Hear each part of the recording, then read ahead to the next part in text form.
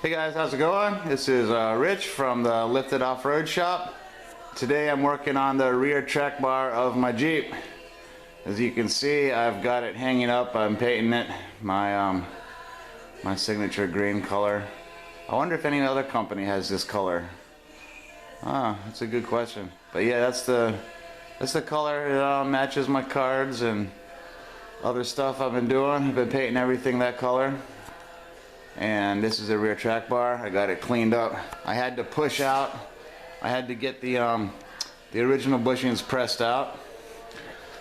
And see, so I got it pushed out, and I cleaned out the inside and sanded off the edges, the sharp edges for that. And let's see. Let me go show you some of the other parts of it. You can see I got the Jeep up on jack stands, working on that. It's taken a bit longer than I expected originally, because it's not, I don't think it's ideal temperature for painting.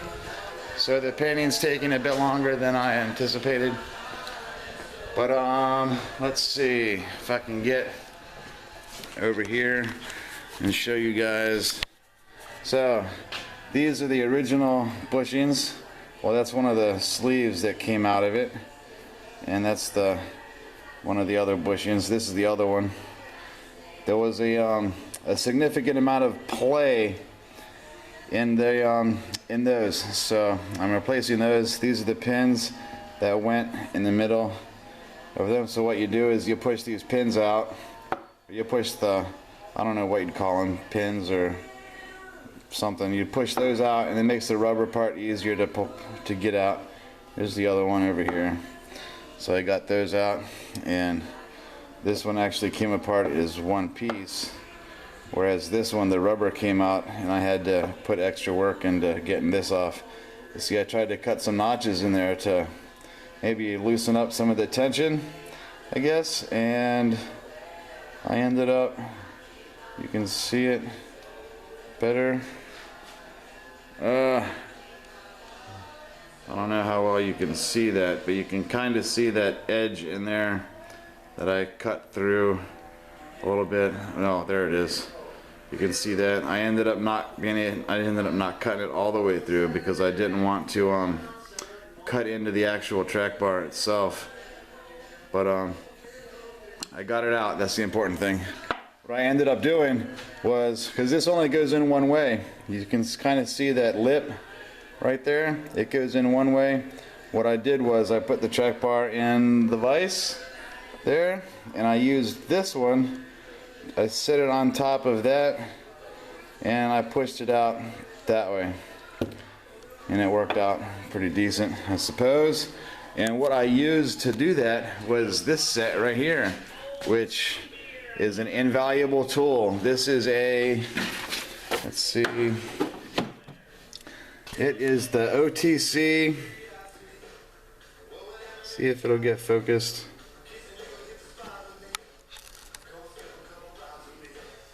There we go, the OTC Master Ball Joint Service Kit, part number 6559. This thing is amazing. It comes with, well, I think you have to get both parts separate. So okay, it's got the same part number on it, but it's two different, try to get the focus in there, Master Ball Joint Service Kit, but it comes in two parts.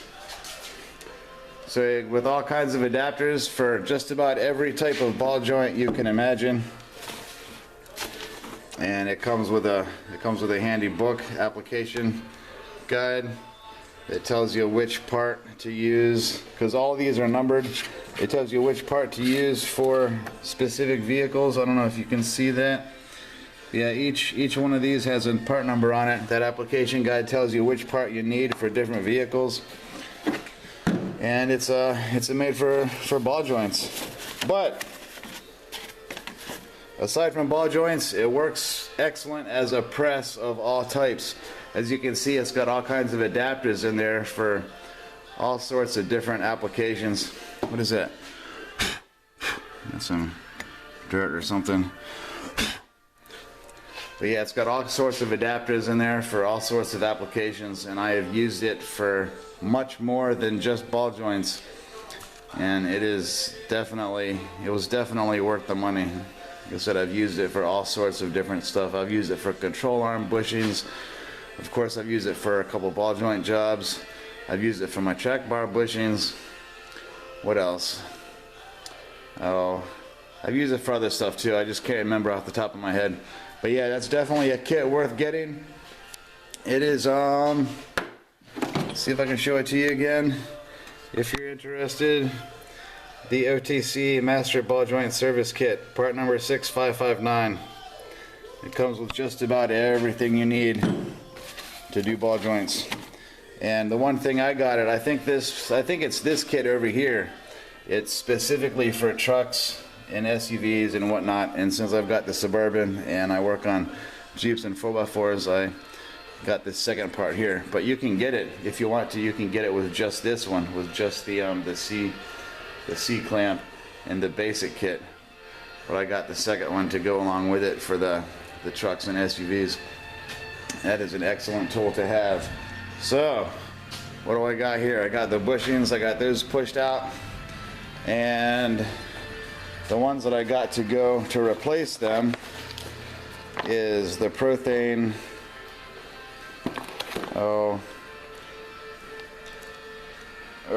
you can get a good look at it. Prothane high performance bushings components.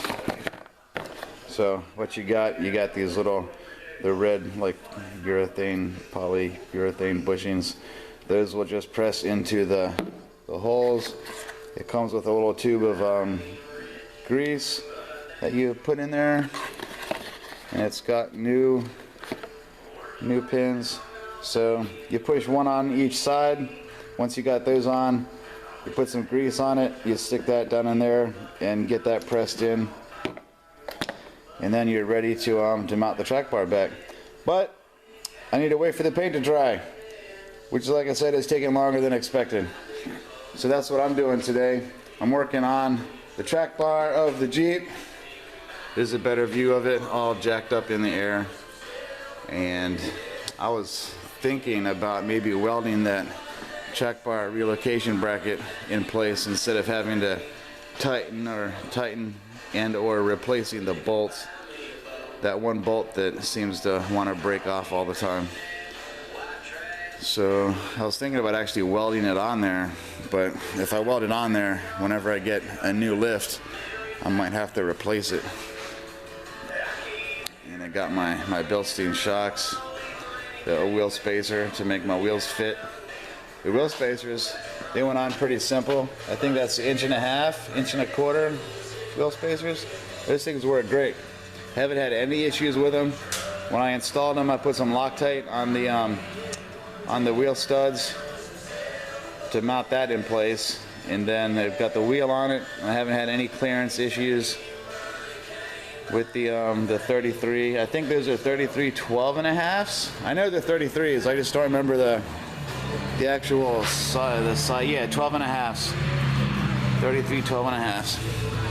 See, I had to add those because originally they wouldn't fit without them. It was they rubbed too much. So I got the spacers on there. Haven't had any issues. So that was a good purchase. And got my track bar in there drying. I kind of wish I had some sort of a heater fan in there because, like I said, it's still not ideal temperatures for painting. So that's taking a bit. What else we got? We got my beer sitting here. Having a beer, getting late. I got the grill out. I'm gonna grill up some burgers tonight. And remember that hole I was talking about that's in my ceiling? Well, it definitely looks bigger now. I think I just helped out the little guy. But when I came out here this afternoon, the squirrel was actually stuck in the hole that's up there. So I know you guys probably won't be able to see it, but I'll try to show it to you. Anyway, it is up in right there. You can kind of see through that. Maybe if it focuses. There you go. No. It almost focused for a second. But yeah, when I came out here this afternoon, the squirrel was half in it, and it was sitting there struggling. But I thought that was kind of funny. Well, let's see. Wow, yeah, okay, that's better. I thought that was kind of funny. I thought it was stuck because it wasn't doing anything. You could see it squirming. So I went around to the back of the building, and as I passed the back edge, I looked over and I seen its head poking out. I seen his head poking out of the hole, but then by the time I got closer to get a better view, he had already climbed back inside. So he's inside here somewhere. Haven't heard any noise or nothing, so he's probably sleeping or I don't know, hanging out, waiting to charge. So yeah, waiting for the coast to be clear, I guess, so he can go outside and do whatever he wants. But I was up on the roof today, and I was pulling off a bunch of vines that were growing up the back of the building. I'm pretty sure that's how he was, climbing up there. All the vines that were up the side of the building, growing into the roof and stuff. So I was up on the roof, reaching down, pulling out the vines, getting, knocking them off the wall. And so we'll see. We'll see if he comes back or if he's even able to get out now since that vine is gone that I'm pretty sure he was using to climb up to the hole. But before, when I was in there, I was fiddling around with that spray foam stuff. So I pulled out a little bit of that because it was making the shingle material that's on this side, on the other side of that hole, it was pushing it out, making it all weird. So I probably end up making the hole bigger for him so he'd be able to get through it inadvertently. So I was I was kind of looking forward to catching him stuck again. When I first seen him, I was like, "What? You get too fat for your hole?" Because he comes in here and eats his food. They get nuts and stuff, that fall down on the floor. Some kind of nuts. I don't know what they are. They're not. I don't think they're walnuts, and they're definitely not acorns. And so I don't know what kind of nuts they are. But anyway, so we'll see. We'll see what happens. I just seen another spider web coming down from the ceiling. So, yeah. Oh, shit. I'm at 12.5 minutes. Anyway, with the Suburban, you got the Suburban. The trickle charger is on it again. I tried to start it today for a minute or two, and it still wouldn't start. And it did say that the battery was fully charged, so I figured I'd give it a try, and it wouldn't start yet. So usually it would take a couple of days. If I let it sit for a day or two, or not even a day, if I let it sit for like 2 or more days, I come back out here and it'll start. But again, I think I killed the battery, drained out a little bit. So I don't know if you can see that little green light flashing. That means it's more than 80% charged, so it has to recharge the battery again. And it still wouldn't start. I was hoping to at least get it started so I can move it into a better location. Haven't heard from the Monte Carlo guy, so I don't know what he's up to. Haven't heard from him yet. He said he was gonna probably drop his car off this weekend, and so we'll see. We'll see what happens with that. Anyway, that's about it for now. Just letting you know about the what I'm doing with the Jeep. Little quick update on the Suburban, and other than that, not much going on. I'm gonna grill up some burgers tonight. Wife gets home late, so have to maybe see if I can get those either started or finished by the time she gets home. And just been working on the Jeep, hanging out. There's a bunch of other stuff I could be doing, but I decided to make this video for you guys instead. So alright, well, that's about it for now. I hope you learned something. If you seen my video that I posted on Facebook about my vice tip for the breaker bar, you can go check that out on my Facebook page. It's a quick little tip that I kind of created earlier today for a bench vise. I don't know, you can probably see it in the background there. The bench vise that right behind me somewhere. But yeah, a little tip for that I put on Facebook. I just put that video straight on Facebook. I didn't use this camera to do it. So if you want, you can go check that out on my page. It's Lifted Off-Road /Facebook or Facebook /Lifted Off-Road or whatever you want to call it. Yeah, so hope you like this. If you want that tool, I got it on Amazon. That ball joint service kit, I got that off of Amazon. I can't remember what it cost, but it was kind of expensive. I won't lie. It was definitely over more than $100, but I got it a while ago. And yeah, so that'll be it for now. And if you like what I'm doing, if you want to see more, go ahead and leave a comment. Do some subscribing, do some liking, share it with your friends and family, all your Jeep peeps, the Jeep peeps that you might have and whatnot. So I'm gonna go. This is Rich from Lifted Off-Road, aka theliftedlife.com, and that's lftdlife.com or LFTD Off-Road. So go ahead and like, comment, share, subscribe, do all that stuff. And I will see you guys again later. Have fun and be lifted. Out.